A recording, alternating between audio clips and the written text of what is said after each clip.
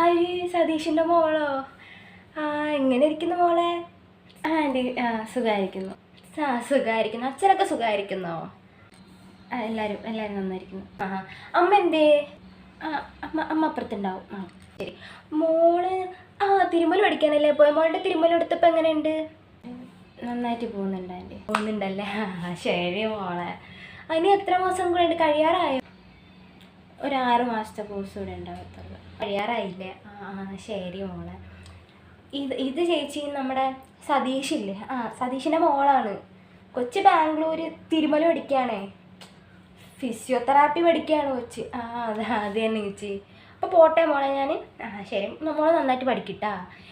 ആൻറ്റിക്ക് അപ്പുറത്ത് പോയിട്ട് കുറച്ച് കാര്യങ്ങൾ ചെയ്ത് തീർക്കാനുണ്ട്. ആൻറ്റി അപ്പുറത്തോട്ട് പോട്ടെ. ശരി. ശരി ആൻറ്റി.